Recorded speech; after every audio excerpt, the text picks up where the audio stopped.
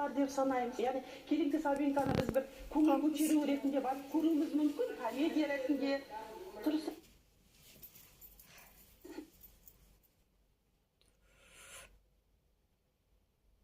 ретінде, ол сонау қыз жібектерде, ол менің атым Қожадай, бір біздің идеологиямызды көрсетті. Жатпайды екен, жақсы. Ол өзім қазақтың классикасына жатпайды. Тұрса, төбесін оқыңдар. Қазақ классиктерінің кітапханасы. Неге жатпайды? Яғни біздер қазір кімге тұлға тұтып жүрміз? Біздер қазір кімнің бейнесін пір тұтып жүрміз? Кімге ұқсағымыз келеді? Мысалы, бұрынғы менің заманымда, немесе апайларымның дәуірінде, біздер бәріміз ер-балалар болса ұшқыш болғысы келеді, қыздар болса мұғалім мен дәрігер болғысы келеді. Ал қазірше біздер кім болғымыз келеді қазір? Әнші, танымал болғымыз келеді, әнші болғымыз келеді, блогер болғымыз келеді, тағы сол сияқты да. Мінекей, ал бірақ одан біз пайда әкеле аламыз ба? Басқа адамдардың көңіл күйін көтереміз. Бір сәттік жаңа кино сияқты көңіл күйін көтеруіміз мүмкін.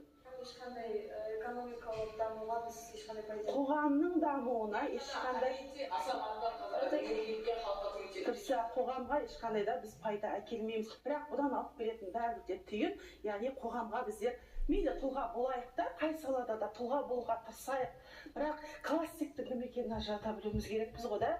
Ахметті қазіргі ұғыммен алған кезде біздер ойлауымыз қалай үлгерді деп. Ол ғалым болып кітап та жазды. Ол жаңа қазақ газетінің іргетасын қалады, публицистикалық көсемсөз мақалалар жазды. Оның ғалым ретінде жаңа оқулық жазғандары өз алдына бөлек-бөлек. Міне осы жолда жүргеннен кейін ол қасындағы жастарды, жаңа сол кезеңде қазақтың оқыған жастарын өзі сияқты алашқа қызмет етуге, соған жұмылуға шақырды. Және үндеп жүрді, және сол жастарға қамқорлық жасап жүрді. Сол күндердің бірінде Ахметке сол оқыған қазақ азаматтардың біреуі келеді. Аха, мен осындай жаңағы үлкен бір кітап дайындап жатырмын деп айтады ғой. Сол кезде Ахмет қатты қуанған екен дейді. Мен осы жастан үлкен үміт күтіп, болашағынан үміт күтіп, жаңағы адамға көмектесіп барынша. Күндерді күн өткен кезде жаңағы сол жас жігіт Ахметке келіп сүйінші сұрайды. Мен жаңағы кітабымды жазып бітірдім деп. Ахмет қуанып жаңа кітапты қолына алса, сол кезде қуанышы бірден сап тыйылып қалады жаңа. Ахаңды өзі өмірде, жалпы өмір баяндарында өте бір мейірімді, жұмсақ адам ретінде сипаттайды ғой. Бірақ сол жолы Байтұрсыновтың қаһарланып кеткендігін көзі көрді дейді, көп адамның. Себебі кітап орыс тілінде жазылған екен балалар.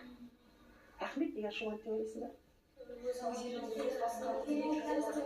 Өзге тілде жазылғанына? Ана тіліне жазылмаған. Қазақ тілін сақтап қалады. Ал оның оқушылары, студенттері кітапты орыс тілінде. Заманға сай қоғамның лебімен орысша жазды. Яғни сол жігітке қатты өкпелеп ақын айтқан екен. Қарағым-ай, орыста ғылым онсыз да көп еді ғой. Орыс оған зәру емес еді ғой қазақты, сен жазған кітабыңа. Ал біздің қазақтың жаңа оқулықтары, қазақтың ғылымы сені соншалықты күтіп отыр еді ғой, мұқтаж еді ғой саған. Ал сен сол үмітті ақтамадың ғой деп қатты налып киіп келіп, киіп деген речіп қой, кейіннен осы қара бұлт деп аталатын мысалды жазған екен. Екеуі үндесе ма жалпы туу тарихы мен мазмұны? Үндеседі. Дәл сол манағы жаңа жігітке айтқан сөзін Ахмет өзінің қара бұлттың түйінінде айтады. Естерінде бар ма? Оқи қойыңдаршы түйінін. Мен мұны арнап жаздым замандасқа, шаш қойған өзім менен ғалалдасқа. Бұл сөзді сендерге айтпай кімге айтамын? Болады асыл таста, ақыл жаста. Қарышта өз жұртыңа барың болса, өзге елдің өзінде көп бізден басқа.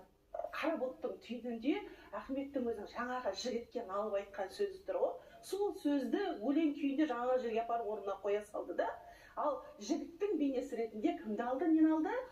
Қара бұлтты алды. Міне көріп тұрсыңдар, жаңағы әр ақынның, әр жазушының шығармасы ол бір Мұқағали айтқан жанның шырылы ғой. Мұқаң айтады кезінде, өлең менің жанымның шырылы деп. Міне сол жанның шырылы арқылы кішкентай ғана құйтақандай қара бұлт мысалы арқылы сендерге осындай үлкен ғибратты ой қалдырып кеткен екен. Иә, ұлт ұстазын осылай кең көлемде дәріптеп оқушылардың санасына сіңіріп жүрген ұстаздардың еңбегі орасан зор. Ахмет Байтұрсыновтың бүкіл саналы ғұмыры туған халқының бақытты болашағы үшін қызмет етуге арналды. Ахмет Байтұрсынұлы біздің кеңес кезіндегі тіліміздің